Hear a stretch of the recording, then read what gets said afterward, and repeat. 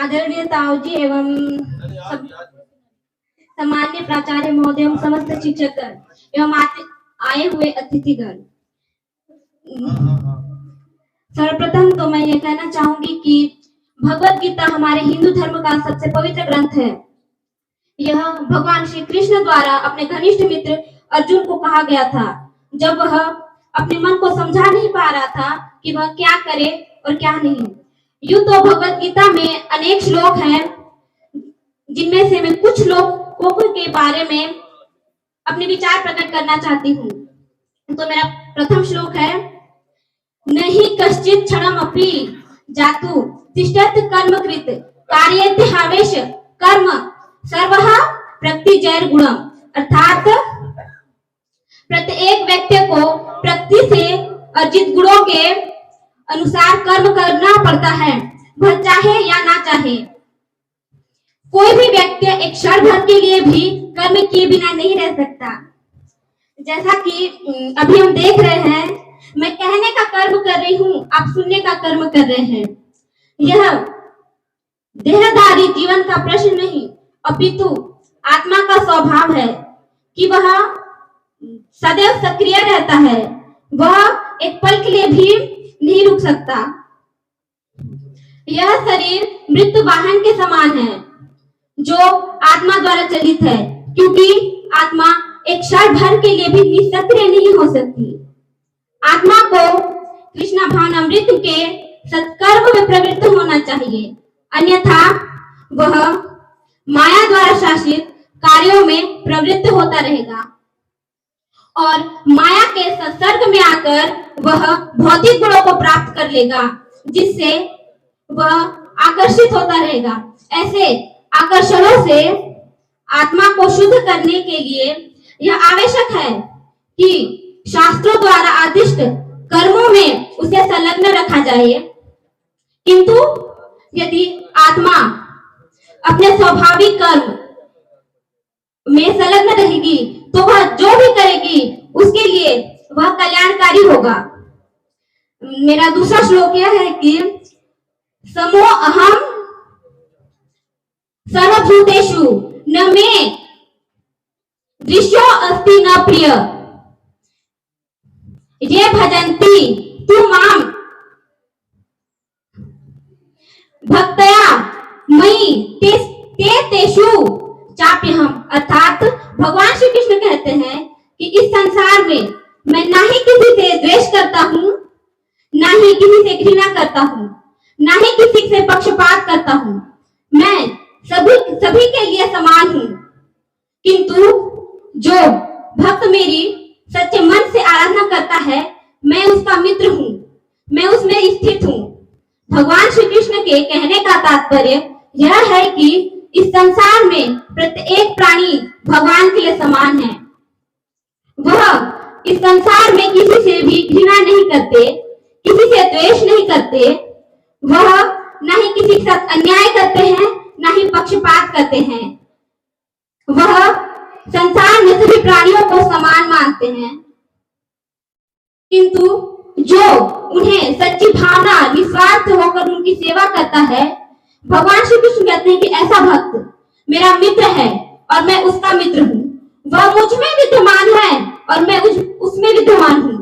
प्रत्येक जीव चाहे वह जिस भी योनि का हो, वह मेरा पुत्र है।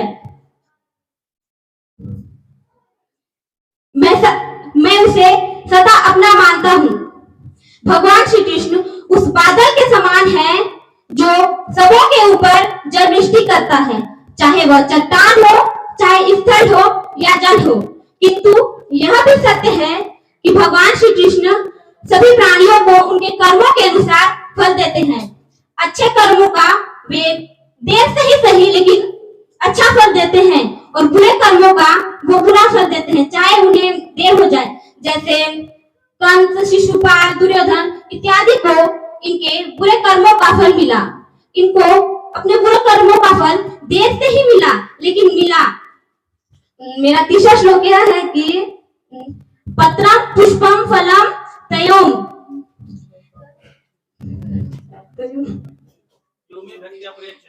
यो में भक्त्या प्रयच्छति तद अहम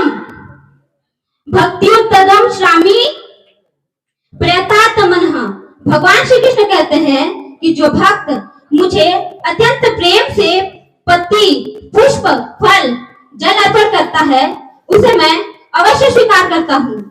भगवान श्री कृष्ण कहते हैं मैं ना ही धन की लालसा करता हूँ, ना ही कि कोई भक्त मुझे इतना स्वर अर्पण करे उसकी लालसा करता हूँ। मैं तो बस उससे केवल इतना चाहता हूँ कि वह भक्ति में प्रेम से मेरी आराधना करे। भगवान श्री कृष्ण ऐसे भक्तों को पसंद नहीं करते जो उन्हें यह दिखाने के लिए पूजा करते हैं कि मैंने पूजा कर ली। उस निर्धन व्यक्ति की तुलना में भगवान मुझसे अधिक प्रसन्न होंगे और मेरी सभी कामनाओं को पूरा करेंगे। भगवान श्री कृष्ण ये नहीं देखते कि व्यक्ति निर्धन हो चाहे धनी हो, उसने सोना चढ़ाया या पत्ती चढ़ाई। भगवान श्री कृष्ण ये भी नहीं देखते कि कोई महलों में रह रहा है या फिर एक साधारण से कुटिया में। भगवान श्री कृष्ण मन के अंदर छुपी भावना को देखते हैं। यदि भावना सच्ची हो तो उन्हें चढ़ाया गया पत्र, पुष्प, फल जो साधारण से भी साधारण होता है वह भी उन्हें स्वीकार है। किंतु यदि मन में छल, लोभ, स्वार्थ इत्यादि हो तो भगवान श्री कृष्ण उसके द्वारा चढ़ाए गए स्वर्ण को भी अस्वीकार करते हैं। वैसे तो भगवत गीता में अनेक श्लोक हैं, लेकिन मैंने भगवत गीता पूरा तो पढ़ा नहीं है, और जो भी श्लोक मैंने पढ़ा है उससे मैंने यह अनुभव किया है कि भगवत गीता हमें हमारे जीवन में लक्ष्य निर्धारण करने के लिए प्रेरित करती है। वह हमें यह बताती है कि हमारे ही अंदर वो शक्ति है जिससे हम मेहनत करके लगन से अपनी हर वस्तु को प्राप्त करते हैं। जैसे कि कुछ दिन बाद हमारा हाफ ईयरली का एग्जाम है। कुछ लोग ये सोचते हैं, ये सोच के जाते हैं अंदर और बैठते हैं कि मैं सामने या पीछे वाले की कॉपी करके पास हो जाऊंगा, लेकिन उन्हें यह नहीं पता कि एग्जाम की कॉपी तो सबकी सेम होती है, लेकिन जीवन की परीक्षा, जो जीवन में एग्जाम होते हैं, वो सबके समान नहीं होते, सबके अलग अलग होते हैं और सभी को अलग अलग संघर्षों का सामना करना पड़ता है। जो कॉपी करके पास होता है वो आगे जाकर अपने जीवन के संघर्षों से संघर्ष नहीं कर पाता। भगवत गीता हमें यह बताती है कि हमें नित्य अपने कर्मों पर ध्यान देना चाहिए, न कि कर्म फल की चिंता करनी चाहिए, क्योंकि जैसा हम कर्म करेंगे वैसा ही हमें फल मिलेगा। इसलिए हमें बिल्कुल भी नहीं डरना चाहिए। यदि हमने अच्छे कर्म किए हैं तो हमें बिल्कुल भी नहीं डरना चाहिए कि हमारे साथ बुरा होगा। भगवान श्री कृष्ण हमें धैर्य रखना सिखाते हैं। वे हमें हमारे धैर्य पर नियंत्रण, हमारी इंद्रियों पर नियंत्रण व ये बताते हैं कि हमारा मन विचलित न होगा तो हमारे लिए क्या लाभ होगा। भगवान श्री कृष्ण ने गीता में यह भी कहा है कि गीता हमें वह ज्ञान प्रदान करती है जिसे हम अपने जीवन में लागू करेंगे तो हमारे साथ बहुत ही अच्छा होगा। भगवान श्री कृष्ण भगवत गीता में यह भी बताते हैं कि हमें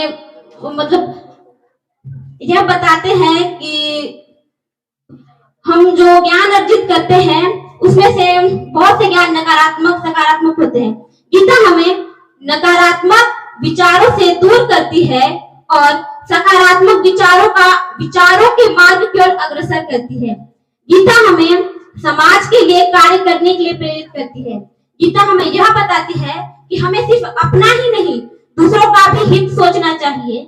गीता में यह बताया गया है कि गीता यह बताती है कि सभी मनुष्यों के प्रति सभी को समान भाव रखना चाहिए। गीता हमें मनुष्यों व सभी धर्मों के प्रति समान भाव रखने का उपदेश देती है। गीता छात्र जीवन में लक्ष्य निर्धारित करने के लिए प्रेरित करती है और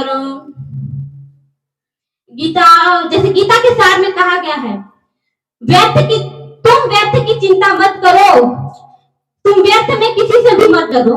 कौन है जो तुम्हें मार सकता है? क्योंकि आत्मा नहीं पैदा होती है ना ही मरती है।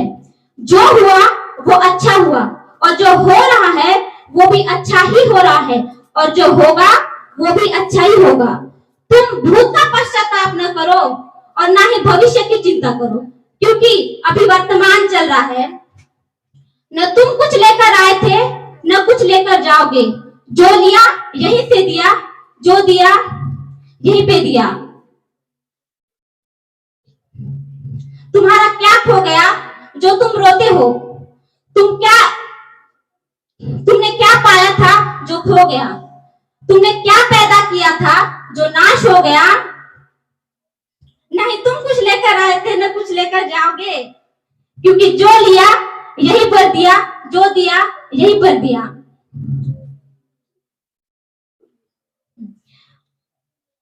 खाली हाथ आए और खाली हाथ जाओगे। जो आज तुम्हारा है कल किसी और का था और परसों किसी और का होगा। तुम इसे अपना समझकर मग्न हो, बस यही तुम्हारे दुखों का कारण है। परिवर्तन संसार का नियम है। जिसे तुम मृत्यु समझते हो वही तो जीवन है। तुम एक पल में करोड़ के स्वामी बन जाते हो और दूसरे ही क्षण दरिद्र हो जाते हो। मेरा तेरा, अपना पराया, छोटा बड़ा अपने मन से निकाल दो, फिर तुम सबके हो और सब तुम्हारे हैं। न ही ये शरीर तुम्हारा है, न ही तुम इस शरीर के हो। यह तो आकाश, पृथ्वी, जल, अग्नि, वायु इत्यादि से मिलकर बना है और इसी में ही मिल जाएगा। किंतु आत्मा स्थिर है। फिर तुम क्या हो? तुम अपने जीवन को भगवान को अर्पित करो। यही सबसे उत्तम सहारा है। जो इस सहारे को जानता है वह शोक, चिंता इत्यादि से मुक्त होता है। तुम जो भी करते हो उसे भगवान को अर्पण करो, अर्पण करते चलो, क्योंकि अगर तुम ऐसा करोगे तो तुम्हारे जीवन में सदा सुख मुक्ति का आनंद अनुभव करोगे। और किसी ने कहा है कि नास्ति बुद्धि युक्तस्य न चायुक्तस्य भावना कह चाभावयतः शांति शांतस्य कृत सुखम। योग रहित पुरुष में निश्चय करने की शक्ति नहीं होती और ऐसे पुरुष में संवेदना भावना भी नहीं होती। और ऐसे पुरुष को, सभी को जो ऐसे होते हैं उन्हें शांति नहीं मिलती, और जिसे शांति नहीं मिलती उसे सुख कहां से मिलेगा? धन्यवाद।